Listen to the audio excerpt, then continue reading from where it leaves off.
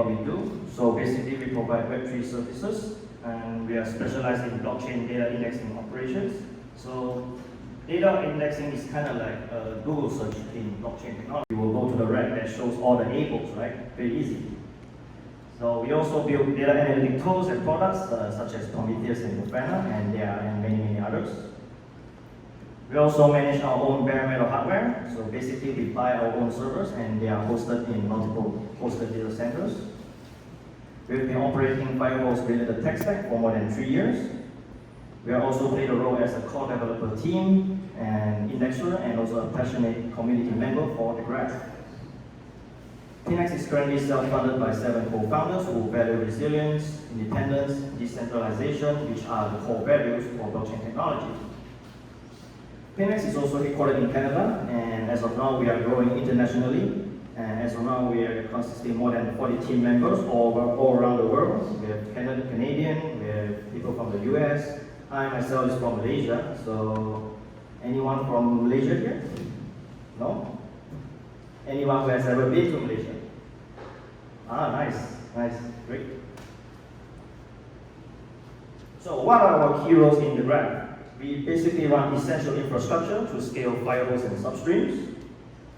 We also help to enable multi-chain support. We provide RPC nodes, mostly archive nodes.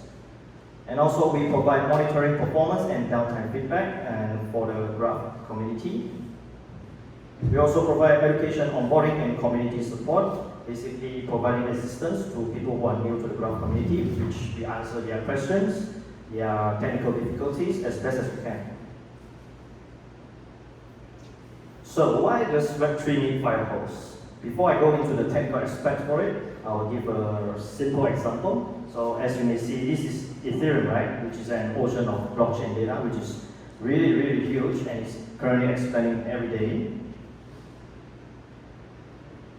As you can see, there's a little surfer guy over there. He's holding a huge powerful straw. So Firehose with substreams is like a super powerful straw that can suck up all the information that you want from the blockchain that you want, and also organize it the way that you want. And I will give an example. Imagine you have 10 straws. Straw A goes to Ethereum, and straw B goes to Solana, and straw C goes to Arif, and you name it. So basically, you can suck up all the information at the same time. As of today, running blockchain infrastructure is really hard due to there are many hard forks and upgrades. Different chains works in different ways. Some of the chains don't have common APIs. Scaling requires multiple clients, so it's kind of troublesome for it. So Firehose provides this scalable and stable interface. So what is Firehose? Firehose is a blockchain agnostic way of storing and retrieving data.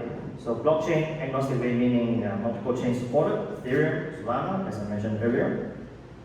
It also makes it easy for application to handle forks using cursors. So imagine that you would like to stream a block data from block 1 to 1,000, and halfway through, probably you have some internet connection difficulty. Probably you stop at block 50. So cursors helps to solve this, that you can pick up from where you dropped it. You don't have to start it all over from 1. You can just continue from 50, which saves a lot of time. It also extracts everything that you ever need into flat files. So from block 1 to 1,000,000 blocks, it will be separated into smaller chunks, like flat files, block 1 to 1,000, 1,001 to 2,000, and so on. This allows massive parallel processing using things like substreams, which saves a lot of time. Really powerful. And at the end of the smaller chunks of blocks, they are merged, and they are known as Firehose blocks. All the non-Ethereum-like chains will use Firehose to integrate with graph nodes such as Bitcoin. And you can also use Firehose for Ethereum-like blockchains such as Pinax Smart Chain. So what are substreams? It is a way to get a specific information from Firehose rather than the whole block. There are 4 elements for these substreams. First of it is composable. Developers can build on top of each other's work.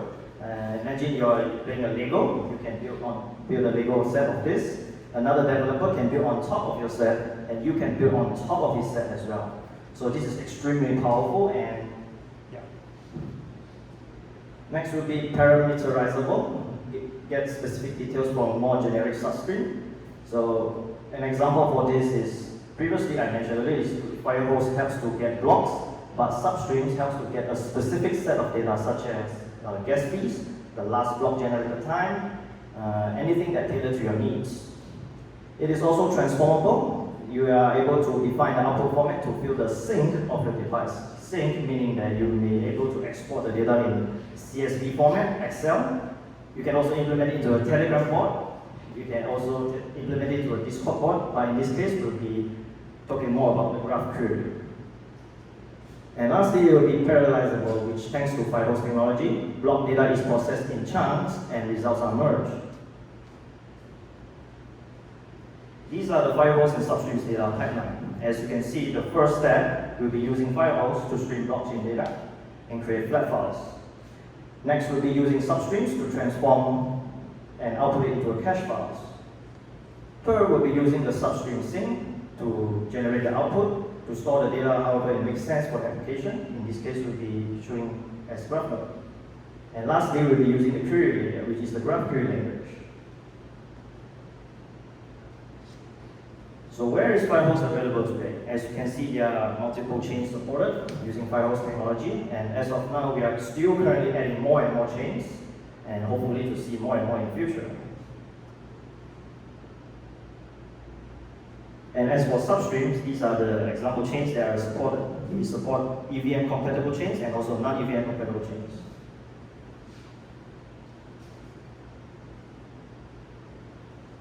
Okay, you may be able to get your free Pinax Pro plan, so you are able to sign up for free early access to premium firehose, substreams, and RPC endpoints.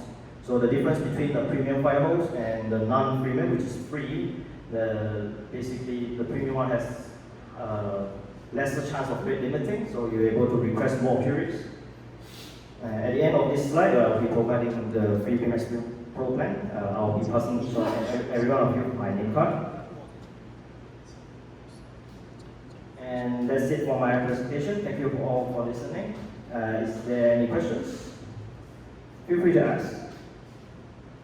Oh, going once, going twice. All right, thank you everyone.